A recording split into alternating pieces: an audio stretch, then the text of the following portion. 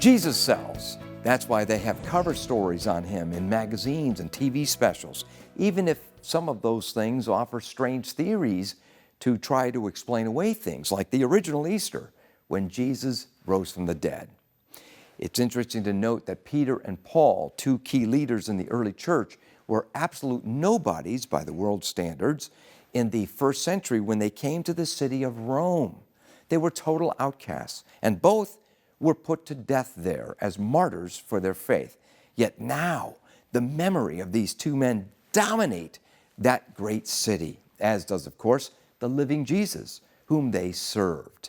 When Jesus walked out of the tomb, he changed history. We wouldn't be talking about him if he had stayed dead.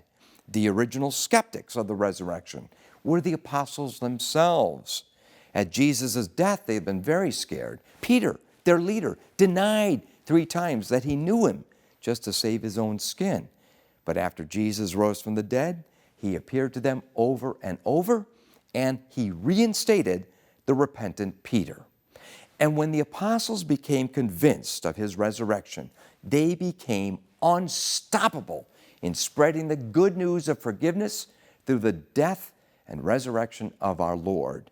Even skeptical scholars of the New Testament events agree, at least on this, that the disciples were convinced that they saw Jesus risen from the dead.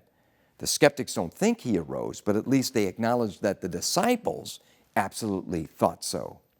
And many of those apostles sealed their testimony in their own blood. British theologian N.T. Wright noted, quote, "The disciples at the time of Jesus' crucifixion were completely devastated, since everybody knew that a crucified Messiah was a failed Messiah. The only thing which explains why they said Jesus was the Messiah is that they really did believe that he had been bodily raised from the dead." End quote. He is risen. He is risen indeed. For D. James Kennedy Ministries, I'm Jerry Newcombe.